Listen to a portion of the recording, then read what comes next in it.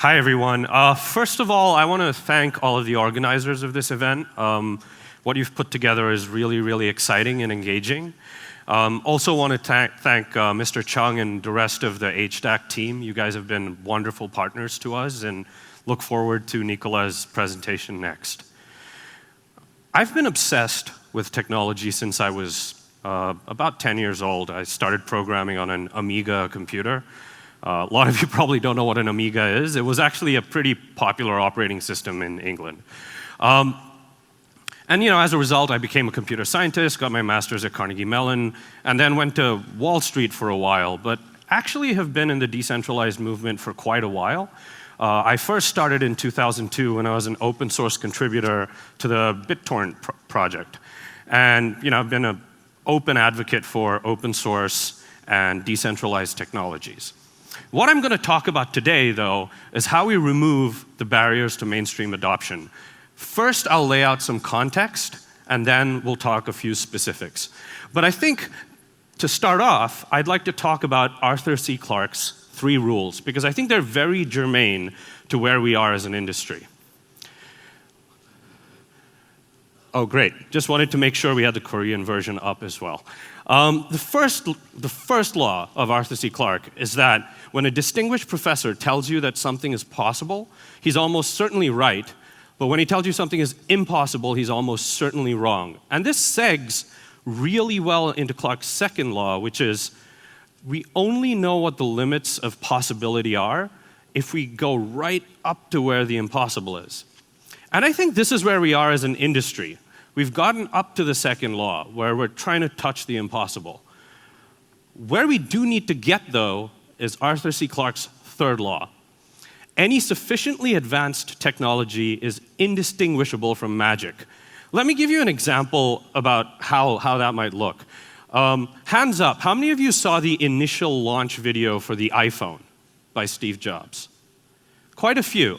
So one of the most interesting things that happened there was he took out the phone, loaded up maps, turned it to the side, the entire map changed its orientation, and then he pinched the screen and the map got bigger.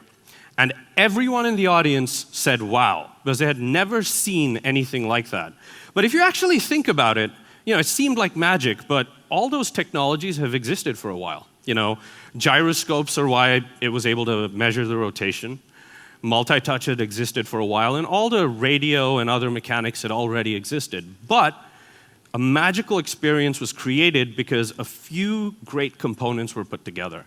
And there have been other magical experiences created. Uber changed everything. It connected you to your destination without a taxi. Airbnb changed everything. It connected you to a room without a hotel. Etsy changed everything by connecting producers and customers without a storefront. And all of these systems created a trusted network of connected people. I think blockchain has a potential to do so much more because in addition to transferring information, we can now also transfer value. Bear in mind, we're only at the beginning of where this industry is. There's about, $25 billion worth of value in smart contracting platforms. Some of you will disagree with this number based on circulating or non-circulating supply, but I just took this off of CoinMarketCap. And why I think this is important context is building momentum towards the adoption breakthrough takes time. It took Amazon 9 years to get 1 million developer accounts onto AWS. It took Apple 5 years to get 1 million apps on their App Store. And there are examples like this at Microsoft, Google, etc. So with that in mind, and knowing it will take time, how do we make blockchain feel less like technology and more like magic? I think it really comes down to 3 things. First, we have to move away from proprietary programming languages and proprietary standards to much more open standards and multiple programming languages. 2, we have to figure out a way to go away from price unpredictability over to a pricing system that makes sense for the average business. And finally, we have to solve the upgrade problem we have within blockchains. So let's talk about each one of these, but first, this is actually fully consistent with what entrepreneurs and enterprises are telling us. PwC does an annual poll asking people why they're not adopting blockchain. The number one reason really is cost and the unpredictability of those underlying costs. The second thing is they don't know where to start because the underlying technologies aren't technologies they've already been exposed to. And then the lack of governance and unpredictability of upgrade paths is the third reason. And then after that, there's all sorts of reasons. You know, people don't see the value, the C-suite executives don't care about it, there's, you know, an uncertain regulatory environment. All those things are not under our control. But the top three reasons are completely under our control. And as an industry, we could fix the top three reasons why blockchains are not being adopted. Let's talk about the first one, open programming languages and open standards. Solidity is the most widely used smart contracting platform on Earth. It was a massive innovation. It's the reason why we're all here. But if we put it in context, there's probably 10, maybe 20,000 Solidity developers tops.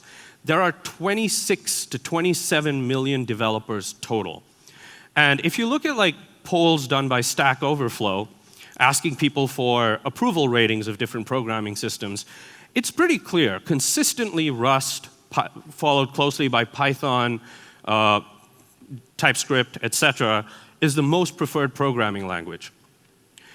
So really, we need to create systems that talk to everyone. Every developer should feel like they're being welcomed to build on a blockchain. You know, one of the technologies that enables that, for example, is WebAssembly. You can input in Rust, Python, Go, pretty much any programming language. And this really opens the world up to developers in general and not just blockchain developers. It's kind of like what's happening in this room, if you think about it. I'm talking to you in English. I don't speak Korean, which is probably obvious. But I'm able to converse with those of you who only understand Korean via a translation up here on my left, as well as the translators in the back. This is a beautiful thing. We're able to communicate with each other, even though we don't know the same programming language. And I think blockchains need to adopt those principles as well. This would break the first wall. So let's talk about the second wall. The way pricing works in the blockchain industry is actually a little strange when you think about it. AWS, which is the most widely used cloud computing service, reduced price 46 or 47 times in the last decade.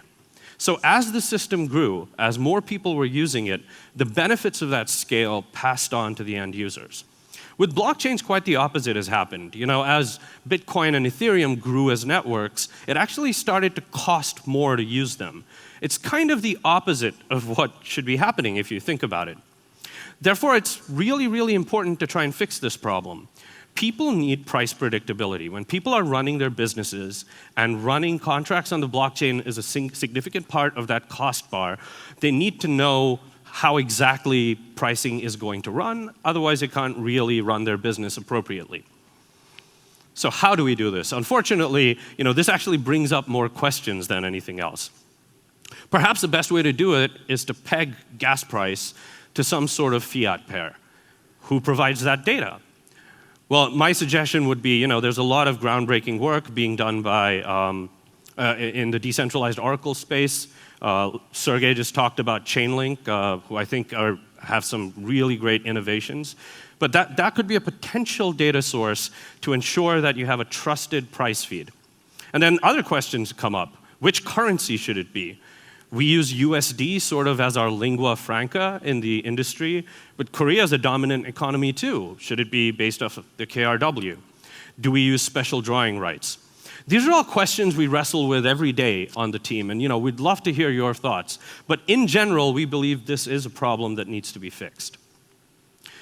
Third, think about how many times the most widely used platforms out there have been upgraded. I've just given 3 examples here, Salesforce, Microsoft, and Linux. And these are full-fledged kernel-like upgrades. If you include every single feature that's added, every single language that's supported, these actually number in the thousands. If you remember, when I started this conversation, I was talking about how I started programming on an Amiga. I think the reason why Amiga as a operating system died is because they didn't really address the upgrade problem thoroughly.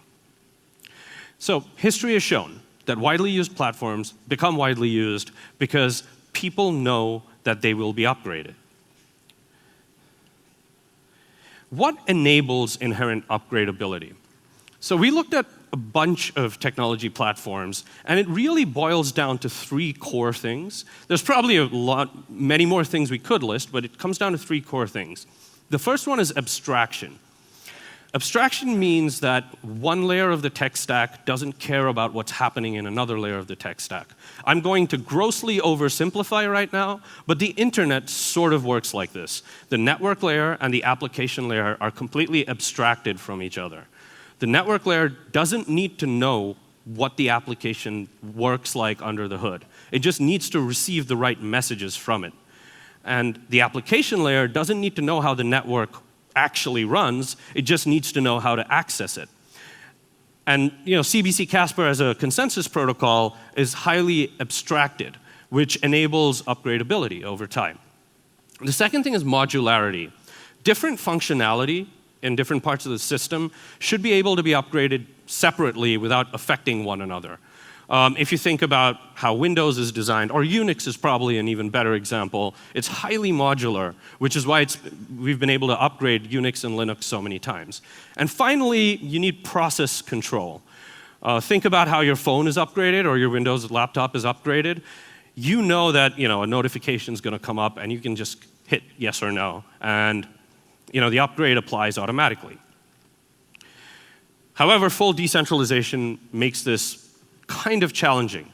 If you think about the systems we just talked about that are upgradable, they both have a centralized software writer and centralized instances that they can access. On the other hand, if you take the Bitcoin and Ethereum networks, the two most decentralized networks, ideally you want a decentralized software proposer, meaning anyone can propose an upgrade, and you also have highly decentralized instances. So what do we do? In my view, the ability to upgrade in protocol via smart contract would be game-changing. But it also brings up a litany of concerns. First of which is, what do we do about controversial and non-controversial upgrades? So let me give you a specific example here. A non-controversial upgrade would be one that merely increases performance and security. And if it does no other changes, most people would accept that and say this is a non-controversial upgrade. What could be a controversial upgrade? An upgrade that changes the mining reward would be a controversial upgrade. An upgrade that changes the decentralized nature of a system would likely be a controversial upgrade. The ability to delineate between these two and put together the appropriate governance processes would be really, really important. Because what if someone sneaks in a controversial upgrade with a non-controversial one? You will get better performance, but we will slash mining fees down to 1/10. That's a situation we don't want. What we can do is build the technology that would enable this, and hopefully, make sure that we can eventually come to a place where we solve the governance problem as well. But what this would allow you to do is it would allow apps to evolve alongside the businesses that depend on them. And I think that would be magical. So just a little bit of how we are approaching solving these problems. One, our system supports concurrent orchestration, which means processes that aren't dependent on each other can execute simultaneously, making it much more efficient. And then, of course, in subsequent releases, we will have sharding, which is proportioning the network, as well as heterogeneity via sidechains. And then we believe in embracing open architectures. Make sure that every developer is a blockchain developer. Sorry, just experiencing a slight delay with this. And then we think every day about how to future-proof our platform for business. Predictable transaction fees are extremely important to us, and we've put in a lot of mechanisms to ensure that our blockchain is upgradable ad infinitum. So just to close, I want to thank you all for listening. And I want to say, we're all in this together. We would love to hear your thoughts on all the things we talked about today. Hopefully this is helpful for all the projects out there. I think a rising tide lifts all ships. If you want to talk more to us about this, please join our Telegram group. You can do it right now with your phone if you take a picture of that QR code. We'd love to know what we're doing right. We'd love to know what we're doing wrong. We welcome all critique. And hopefully an engaged discussion will be great for the industry as a whole. So, we all have a lot of work to do, so let's start building. Thank you.